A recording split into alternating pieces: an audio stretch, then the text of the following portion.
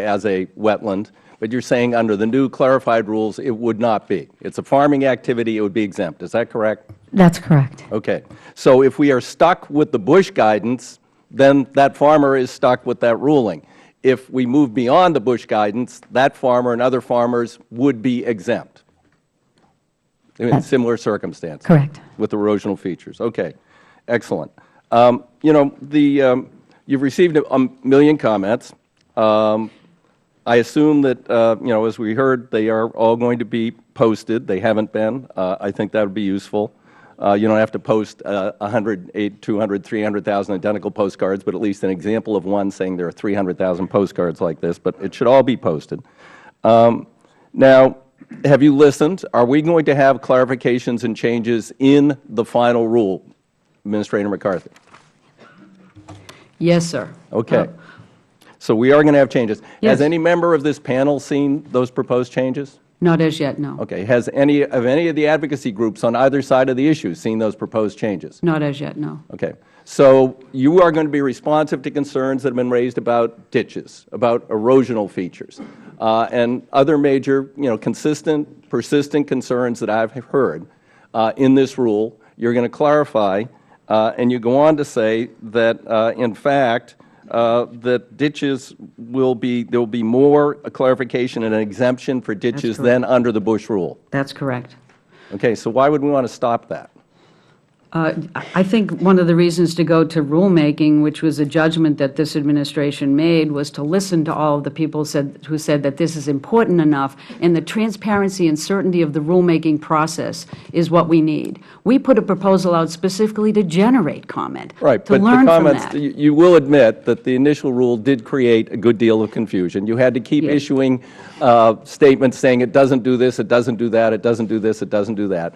And then now people think, and please clarify this is a major objection, that if you haven't specifically exempted something in this rule or with your clarifications, that everything else is covered. Will you please clarify that that is not true? That is not true. And you're absolutely right. We're looking to provide more clarity on the basis of the comments we received. We are not expanding the jurisdiction of the Clean Air Act. We are not taking away current exemptions. We were making an attempt to take a look at the science and provide as much clarity as we could. And we're going to listen to those comments, and we're going to make changes in a variety of areas where the comments have been very robust and clear, and we'll respond to those. We are intending to use this rulemaking process in the way we described it. We're going to protect what we need to. We're going to leave alone what we don't.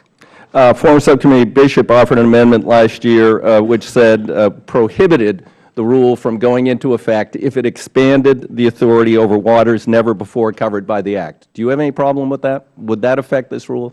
Are you covering waters never before covered? We cannot expand the jurisdiction of the Clean Water Act. We're simply trying to provide clarity in terms of what that is with this rulemaking. Okay. So if we passed an amendment or statute that said that, it wouldn't affect this rule because you're not expanding the authority. We are not expanding the authority of the Clean Air Act. We Let's cannot get do back that. to ditches, to Ms. Darcy. You mentioned roadside ditches, all exempt? The particular exemptions in the proposed rule relate to upland ditches, which are dry ditches going from dry land to dry land. And I'm going to have to check my notes here as to the other specific exemption for ditches. However, within the public comment period, we've had a great deal of focus on ditches and how do we define those for possible further exclusion. So we will be looking at the ditches definition in the proposed rule as well as those recommendations of clarification from the public. You mentioned agricultural practices. How about a quarry that creates a pool of water within the quarry because as you mine down you hit the water table? Is that going to become jurisdictional? The way you define it, it sounds as though it's an isolated water. It's groundwater. It's bubbling up. It's not flowing out. We do not regulate groundwater in this rule. Okay. And you wouldn't, and even though there's a pond or whatever body of water within the quarry that was artificially created, not covered? Not covered. Okay. Thank you. Thank you, Mr. Chairman. Thank you, Mr. DeFazio. Now, just to give you a heads up in the lineup so people know who's in the queue to ask questions,